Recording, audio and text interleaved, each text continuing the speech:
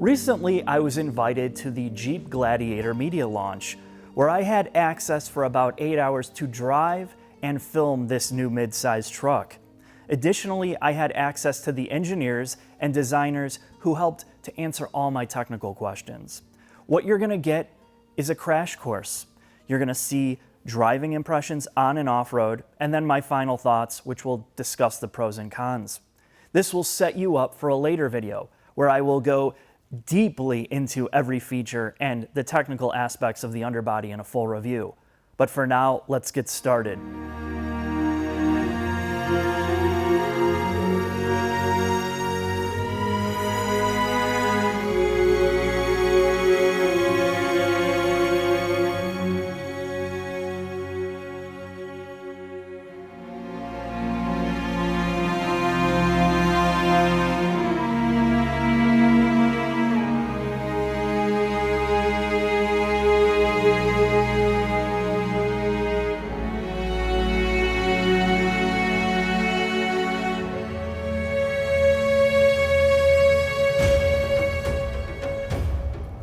All right, let's talk about the on-road behavior.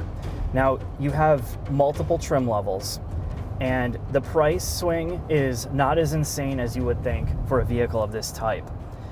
It goes from about $34,000 all the way up to about $45,000, and of course you can add all the Mopar accessories to make this thing ridiculous. And you're gonna wanna know a couple things. One, is it a Jeep? And yes, it's a Jeep. It's what you would expect from the JL Wrangler and more, because you're getting a different chassis here. You're getting the actual frame underneath is 80% different. And most of that is there because the towing capacity of this is around 7,500 pounds. And that makes this an extremely interesting proposition when you kind of factor in this is a truck. It really is a truck, and you would use it like you would your Tacomas and your Colorados and things like that. But you have the ridiculous off-road capability that you get from the JL Wrangler. Now, the best thing about this is the fact that it rides, it's like a combination between a Jeep Wrangler and a Ram 1500, because in the back, due to its towing capacity, you have progressive spring rates in the back, and you have an extremely supple ride out of this on the road. Now, you have to understand this is still a Jeep, it's still a truck, so you're not gonna get like immediate steering feel. There's still some slop because you have massive tires on this thing. You have a solid beam front and rear axle, and that means that there's some sacrifice there in terms of drivability. This is not gonna drive like a car. There's no way that you can make it drive like a car and then still have it, maintain the characteristics you want for off-road. And that's what we talk about a lot with design, is the reality that there's compromises to it. You can't have everything. The V6 in here, which is the only engine option at this point, they will have a diesel. The V6 is what you would expect from pretty much all the V6s in the current FCA lineup. It likes to rev, it makes horsepower at almost higher RPM, but the torque curve is completely flat, which means for road driving, it's really natural. And even for the off-road stuff, most people really like it. All right, that's enough of the street drive. I'm sure you're way more curious to see how it handles off-road. Let's take a look at that.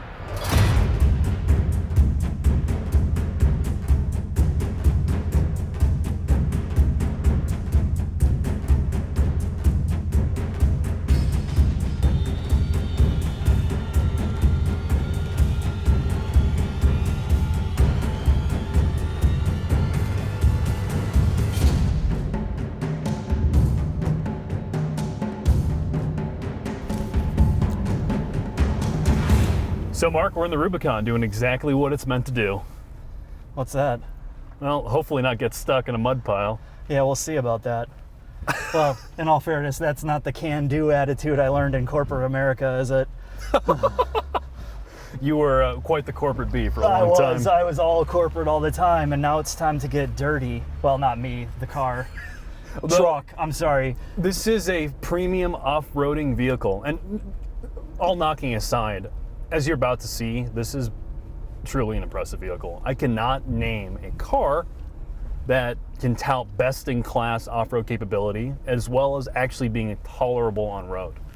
Yeah, that's the funny part about this thing is you look at it and you're like, oh my God, here comes the wannabe Nerf looking off-roader, and then we get this thing out here and we've done this loop, I don't know, 4 times. Yeah, and even the cows like it. Look. I mean, yeah, the cows even. This is a bovine machine. Yeah, look at them. They're hot on the trail. Yo, babe. Yo, girl. I see you. Thanks for crossing after we left. Oh, jeez. Look at these beasts. Holy shit.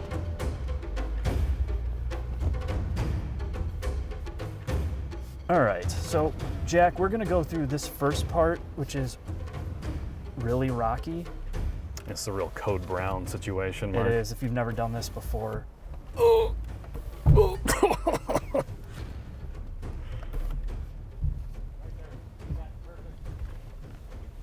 Jesus, Mark. All right, thank you. You are a smooth Thank you. operator. So yeah, it's about off-roading, really, and some of this stuff. It's about smoothness on throttle. You don't want to be herky-jerky, and you just want to have consistent steering, consistent patience.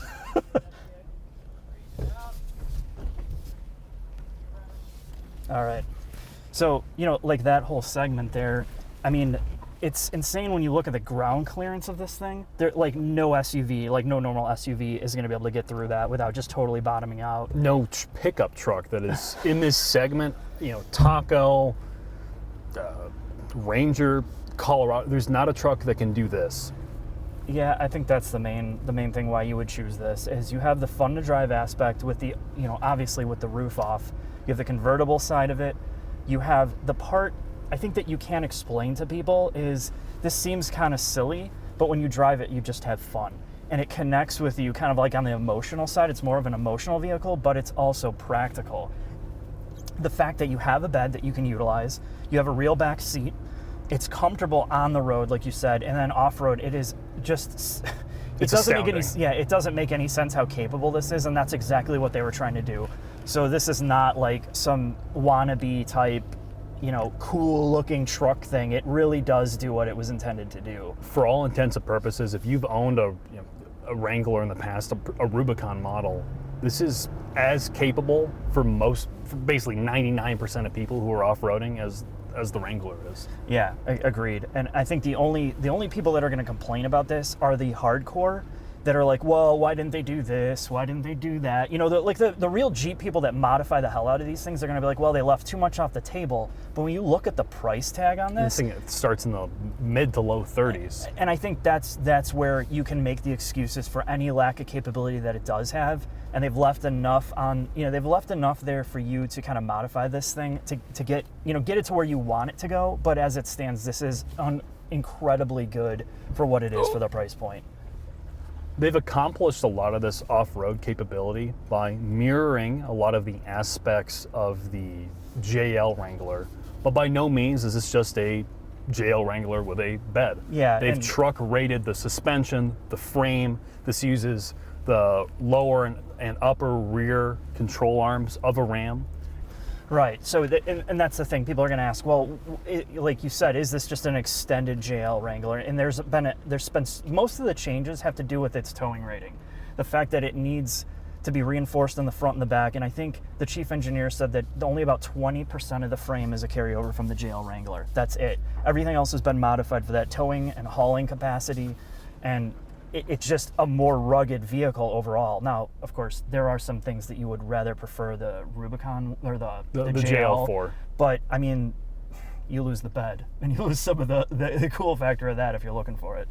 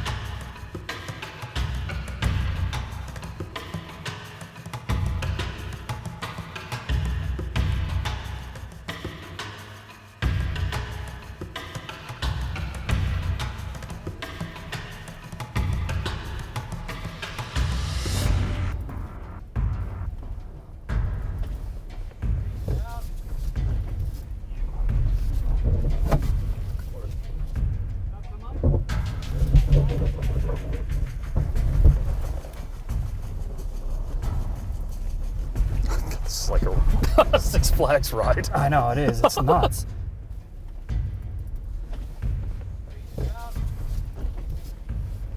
All right, Jack. We're done with the on and off-road segment with this. And, you know, with these press launches, they're designed to give you a taste of the vehicle. You only have about 5 hours to film, and that's not enough to really dig deep into it. But it's long enough to give you some pros and cons and the final thoughts. I know you're at your absolute max with testosterone. My testosterone's raging so bad, I'm going to beat you when we get out of this thing. You're going to go full Russell Crowe Oh, yeah. the Gladiator. Yep. Final thoughts on the Jeep Gladiator. Now, with media launches, you barely get 8 hours behind the wheel. And in my case, more than half of that is spent doing video. So there's no way you can dig into all the nuances and detail. That I'll have to save for a full review later on. But what I will share with you is my own personal experience behind the wheel, talking to the designers and engineers, and of course covering the pros and cons. So let's get into that.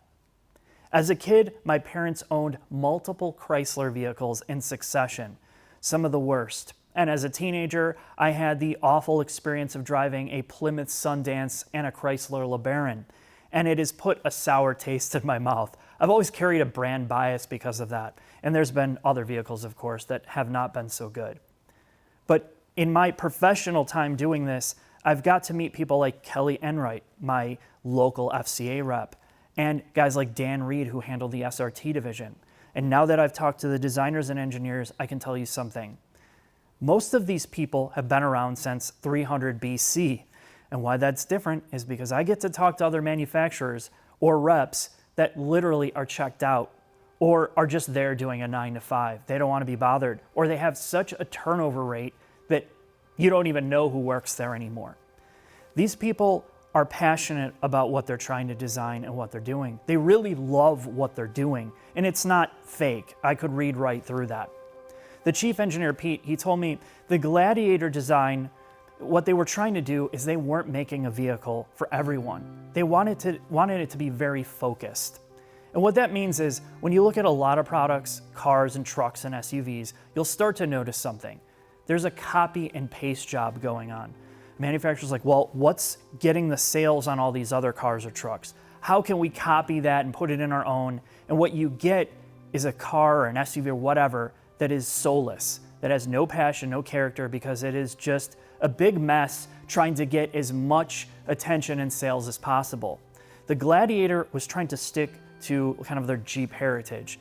They were trying to appeal to people that already love Jeep products like the Wrangler and just amp it up. So it is a much more pure focused design. So let's get into the pros and cons of that. The pros are this: it's unbelievably capable. And now with the different frame, it can tow, it can haul, it is more rugged. They've improved the cooling, which we'll get into later. The driving characteristics on road, it's such a supple riding truck. I mean, you could literally take it over pavement, any pavement surfaces, and have no fatigue. Potholes are a non-issue. Off-road capability, as you saw, is insane, really, and most people will never do that. Now you add a truck bed, which is comprised of high-strength steel, where most of the other panels are aluminum. You can put a motorcycle in there, you can put canoes or whatever shit you have, and you can still fit 4 people inside pretty comfortably. You have a V6 that has really good tuning. You have an automatic transmission that performs off-road and on-road pretty admirably. And you have a manual transmission option with the V6, which is disappearing. And one of the biggest and most positive parts of the Gladiator is something that no other brand does. You can take the friggin' doors off. You can take the roof off. And it gives you this open feeling, this connection to your environment and the road around you. And while of course, it's not the fastest thing, it doesn't handle the greatest and all that, it creates an emotional response when you're driving it. And it's one of the funnest aspects, and again, an intangible about vehicles that you start to strip away as you try to massage everything into the perfect car or truck. Now, the cons are this: it's a giant bread box on wheels, and despite their NVH efforts, it's still, the wind buffeting on the highway is pretty incredible. It is so noisy. There's a lot of road noise, and obviously from the huge tires. You have this boxy design, and you can only do so much with aerodynamics. You have a lot of drag from it, And the faster you go, the more that you feel it. The transfer case or transmission design intrudes into the interior cabin, so it affects your frontal legroom a bit, and you notice it on the passenger and driver's side. And there's other things about it that are going to drive somebody a little bit more nuts that is coming from like a regular vehicle. But if you're a Jeep person, you're absolutely going to love this. And you know, at the price point, I think that's the biggest pro out of all of this. You can forgive a lot of the details because yeah, are some Land Rovers more capable? Are some pickup trucks more capable? Is a G-Wagon more capable? Yeah, but go try and repair those things when they go bad or break in 7 years. This is at a price point that normal people can afford and still use it for pretty much everything you need to. And to me, that's the biggest selling point. We'll get into a full review later where we talk about all the technical and engineering details, but for now, I hope you enjoyed this video. See you soon. I'm on my laptop right now.